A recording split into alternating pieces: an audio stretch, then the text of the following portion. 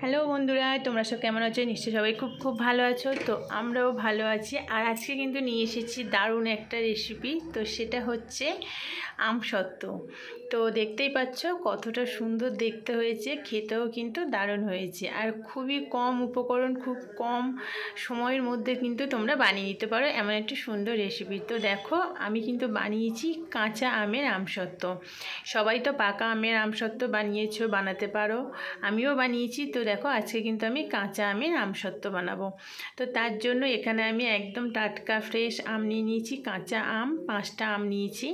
তো এই আমগুলো আমি কিন্তু ভালোভাবে ধুয়ে নিয়ে ছাড়িয়ে নেব, নিয়ে তারপরে এগুলোকে আমি কেটে আমসত্ত্ব বানাবো। তো কিভাবে আমসত্ত্বটা বানাবো সেটাই তোমাদের সঙ্গে শেয়ার করব। তো চলো দেখতে থাকো আমসত্ত্বটা আমি কিভাবে বানাচ্ছি। ঠিক আছে, তো চলো।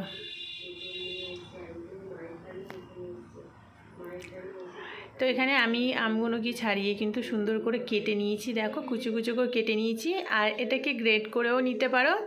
তো যত কুচু করে কাটবে, গ্রেট করবে, তত কিন্তু আমটা তাড়াতাড়ি গলে যাবে। আর গলে গেলেই কিন্তু জিনিসটা আরও ভালো হবে। তো চলো, এখানে কিন্তু আমি আমটা সিদ্ধ করার জন্য আমি একটা সসপ্যানেতে জল বসিয়ে দিয়েছি। এমনি নর্মাল জল দিয়ে দেবে, দিয়ে তার মধ্যে কুচনো আমগুলো দিয়ে দিলাম। তো দেখো, কুচনো আমগুলো দিয়ে কিন্তু আমি গ্যাসটাকে জ্বালিয়ে দিয়েছি। এবার আমটা সিদ্ধ হতে দিলাম। এবার আমটা কিন্তু একদম সিদ্ধ হয়ে যাবে, গলে যাবে, আর এতে কিন্তু বেশি জল দেওয়া যাবে না। তো দেখো, আমটা কিন্তু এই রকমভাবে সিদ্ধ হয়ে গেছে, গলে গলে গেছে। তো আর এই রকম ঘনত্ব আছে। তো দেখো, এর মধ্যে কিন্তু আর আমরা জল দেবো না। এই আমটাকে কিন্তু, গলা আমটাকে কিন্তু তোমরা ছেঁকে নিতে পারো। আমি আজকে ছাঁকবো না, আমি এমনিই করব। তো একটা কড়াই বসিয়ে নিয়েছি। দেখো, কড়াইয়ের মধ্যে আমি কিন্তু কিছুই দেবো না। তো এখানে আমি যে মশলাটা দেবো, দেখো এখানে আছে চিলি ফ্লেক্স আছে, আর আছে একটু ভাজা মশলা। আর কড়াইয়ের মধ্যে আমি কিন্তু আমটাকে দিয়ে দিয়েছি, মানে যেটা আমের পাল্প যেটা হয়েছে সেটা কিন্তু আমি দিয়ে দিয়েছি। তো দিয়ে এইভাবে একটু নাড়তে থাকবো। এর মধ্যে কোনো রকম তেল বা অন্য কিছুই দিইনি, শুধুমাত্র কড়াইয়ের মধ্যে সিদ্ধ করা আমটাকে আমি দিয়ে দিলাম। দিয়ে এবার এর মধ্যে আমি অল্প যে মশলাটা দেখালাম, চিলি ফ্লেক্সটা আছে, আর আছে একটু ভাজা মশলা, আর দেব চিনি আর বিট লবণ। তো দেখো, এখানে আমি দিয়ে দিলাম। তো আমি এর মধ্যে দিয়ে দিলাম পরিমাণ মতন বিট লবণ। তো টক আম যেহেতু, আর আমি এটা কিন্তু আমসত্ত্বটা বানাবো একদম মিষ্টি না, এখানে টক ঝাল মিষ্টি থাকবে, যেহেতু কাঁচা আমের বানাচ্ছি। তো লবণটা দিয়ে দিলাম। দিয়ে এবার কিন্তু আমি এর মধ্যে দিয়ে দেবো পরিমাণ মতন চিনি। তো যে যেমন চিনি খাবে, মানে মিষ্টি খাবে, তেমনটাই চিনি দেবে তোমরা। আমি কিন্তু বেশি চিনি দেবো না, কারণ আমি টক ঝাল মিষ্টি এইরকমই করবো, একটু টকও থাকবে। তো এর মধ্যে চিনিটাও দিয়ে দিলাম। আর এবার আমি দিয়ে দেবো কিন্তু এর মধ্যে ভাজা মশলাটা। তো ভাজা মশলা আমি 1 চামচ মতন দেব। তো এর মধ্যে আছে গোটা জিরে, মৌরি, আর আছে গোটা কালো যে মরিচ আছে, সবটা শুকনো কলায় ভেজে আর মশলাটা কিন্তু আমি বানিয়েছি। তো দেখো, এখানে চিনি, বিট লবণ আর ভাজা মশলাটা দিয়ে কিন্তু আমি ভালোভাবে নাড়িয়ে নিচ্ছি। দেখো, আর চিনিটা দেওয়ার পরে কিন্তু দেখো একটু আমের পাল্পটা একটু পাতলা হয়ে এসেছে। তো আমি এটাকে আরও একটু জাল দিয়ে ভালোভাবে একটু ঘন করে নেব, নিয়ে কিন্তু আমার হয়ে যাবে। তো দেখো, এখানে কালারটা কিন্তু চেঞ্জ হয়ে যাচ্ছে। আর কাঁচা আমের যেহেতু, আর এখানে কিন্তু তোমরা দিতে পারো food colour, green food colour দিলে কাঁচা আমের কালারটাও আসবে আর সুন্দর দেখতে হবে। তো আমি কিন্তু এর মধ্যে কোনো রকম কালার ইউজ করছি না, ফুড কালার ইউজ করব না। তো এবার আমি কিন্তু দিয়ে দিলাম এর মধ্যে চিলি ফ্লেক্সটা। তো চিলি ফ্লেক্সটা হচ্ছে দেওয়ার পরে আমি অল্প একটু নাড়িয়ে নিয়ে কিন্তু নামিয়ে নেব, কারণ আর বেশি মোটা করব না, ঘনত্ব করব না। তো এটা হবে আমসত্ত্ব, তো যার জন্য আমি একটু পাতলা রাখবো। তো দেখো, এখানে কালারটা কত সুন্দর লাগছে, দেখতেও সুন্দর লাগছে। এবার এটাকে কিন্তু আমি একদম কমপ্লিট হয়ে গেছে, আমি এবার নামিয়ে নেব। তো দেখো, আমার এখানে কিন্তু একদম রেডি হয়ে গেছে। আমি কিন্তু আর ঘন করব না, ঠিক এই রকমটাই থাকবে। এবার কিন্তু আমি এটাকে একটু ঠান্ডা করতে দেব, ঠান্ডা করেই কিন্তু আমি আমসত্ত্বটা বানাতে দেব। তো দেখো, আমার এখানে একদম রেডি হয়ে গেছে, আর কালারটাও কিন্তু দারুণ এসেছে। তো তোমরা কিন্তু গ্রিন কালার দিতে পারো, ফুড কালার যেটা, তো আমি এখানে দিচ্ছি না। তো আমি এমনি এটা করব। তো চলো, এখানে কিন্তু আমার একদম রেডি হয়ে গেছে। একটু তোমরা টেস্ট করে নিতে পারো নুনটা আর চিনিটা কেমন হয়। তো আমি একটু টেস্ট করে নিয়ে কিন্তু আমি এর মধ্যে দিয়ে দিয়েছিলাম আর একটু নুন দিয়েছিলাম। তো দেখো, আমার একদম কিন্তু রেডি। আমি এবার এটাকে আমসত্ত্বর জন্য রেডি করব। তো এটা কিন্তু একদম দেখছো কত সহজ উপায় হয়ে যাচ্ছে, আর খেতে কিন্তু দারুণ হয়। আর পাকা আমে আমসত্ত্ব যেটা হয় একদম মিষ্টি, আর এটা কিন্তু টক ঝাল মিষ্টি সবটাই মিলিয়ে কিন্তু দারুণ খেতে হয়। আর এই আমসত্ত্ব কিন্তু তোমরা স্টোরেজ করে রাখতে পারো প্রায় 1 বছর মতন, খেতেও পারো, অসময়ে কিন্তু ভালো লাগবে খেতে এরকম কাঁচা আমের আমসত্ত্ব। তো চলো আমি এখানে কিন্তু নিয়ে নিয়েছি একটা স্টিলের থালা। তো এরকম একটা স্টিলের থালায় কিন্তু নিতে হবে, নাহলে গরম হবে না জিনিসটা। আর রৌদ্র যেখানে আমরা শুকাতে দেবো, তো যার জন্য কিন্তু আমার স্টিলের থালাটাই লাগবে। তো দেখো এখানে আমি অল্প একটু তেল দিয়ে দিলাম। তো একটু তেলটা একটু বেশি দিলে কি হয়, কারণ যখন তুলবে তোমরা কিন্তু তলাটা একদম স্মুথলিভাবে উঠে যাবে। তো দেখো এখানে আমার থালাটা ভালোভাবে আমি একটু তেল লাগিয়ে নিলাম। তো তেলটা দেখো আমি থালা চারিদিকটা ভালোভাবে লাগিয়ে নিয়ে কিন্তু আমি আমসত্ত্বটা এবার ঢালবো। তো আমসত্ত্বটা কিন্তু ভালোভাবে ঠান্ডা করে দিতে হবে। আমার একটু গরম ছিল, তো এমনি কোনো প্রবলেম নেই। দেখো এখানে আমার কড়াই থেকে কিন্তু সরাসরি আমি থালাইতে দিয়ে দিচ্ছি। দেখো এখানে দিয়ে আমি কিন্তু একটু ভালোভাবে ছড়িয়ে দেব।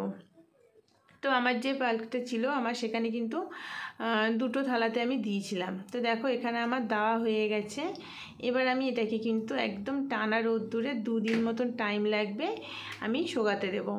তো দেখো এখানে আমি ওপর দিয়ে আরও একটু চিলি ফ্লেক্স দিয়ে দিলাম, যেহেতু এটা টক ঝাল মিষ্টি, তো একটু কিন্তু ঝালটা ভালোই লাগবে বলো। তো যাই হোক চলো, এখানে কিন্তু আমার একদম রেডি হয়ে গেছে। এবার এটাকে আমি রোদ্দুরে শুকাতে দেব। তো চলো, আর দেখো রোদ্দুরে দেওয়ার পর কেমন হয়েছে, একদম শুকিয়ে গেছে। আর তেলটা দেওয়ার জন্য কিন্তু সুন্দরভাবে উঠে গেছে দেখো। আর কত সুন্দর পাতলা হয়েছে, দেখতেও সুন্দর হয়েছে। দেখো এইরকম পাতলা হয়েছে, শুকিয়ে গেছে ভালোভাবে। এবার আমি এটাকে কিন্তু সুন্দরভাবে কেটে কেটে ছুরি দিয়ে কাটবো, কেটে কেটে আমি তোমাদের সঙ্গে শেয়ার করব যে কেমনভাবে তোমরা রেখে দিতে পারো। তো এইভাবে স্টোর করে কিন্তু রেখে দিলে অনেক দিন, তোমরা প্রায় 1 বছর মতো কিন্তু রেখে খেতে পারবে এই আমসত্ত্বটা। খেতেও সুন্দর লাগবে। দেখো আমি দেখিয়ে দিলাম, উল্টেও দেখালাম। দেখো তুলতে গিয়ে ধার দিয়ে একটু ছিঁড়ে গেছে, তো যাই হোক কিছুই কোনো প্রবলেম নেই। আর দেখতেও সুন্দর হয়েছে কিন্তু চিলি ফ্লেক্সটার জন্য। তো দেখো এটাকে এবার কিন্তু আমি ছুরি দিয়ে বা কাঁচি দিয়ে কাটতে পারো তোমরা। আমি ছুরি দিয়ে এখানে একটু কেটে নেব, সুন্দর করে ছুরি দিয়ে কেটে কেটে আমি এটাকে রোল রোল করে নেব। তো দেখো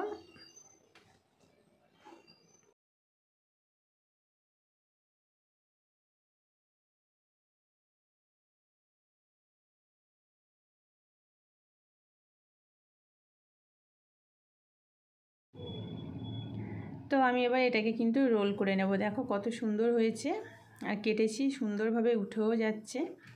তো দেখো এবার আমি এটাকে কিন্তু সুন্দর করে রোল রোল করে রেখে দেব। তো দেখো এখানে একটু আটকে গেছে, আমি এটাকে কেটে নিচ্ছি, নিয়ে আমি সুন্দর করে রোল করে নিচ্ছি। দেখো দেখতে কিন্তু খুব সুন্দর হয়েছে, যেহেতু কাঁচা আম তো কালারটাও সুন্দর হয়েছে। দেখো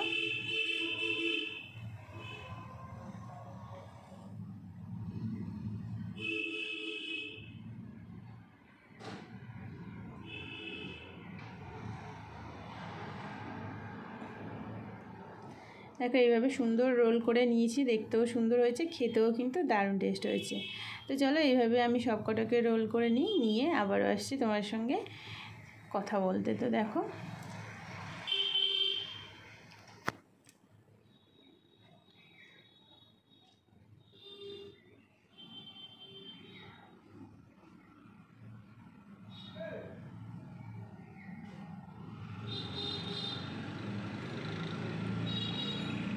তো দেখো এখানে কত সুন্দর লাগছে দেখতে,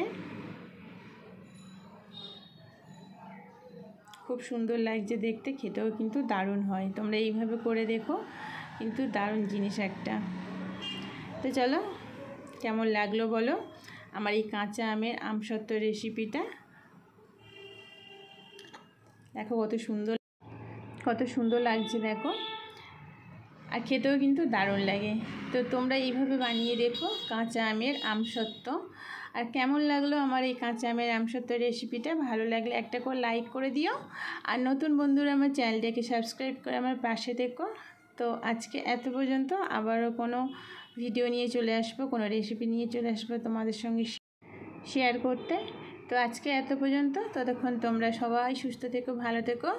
আজকে এত পর্যন্ত, সবাইকে টাটা, আবারও দেখা হবে নতুন কোনো রেসিপির সঙ্গে।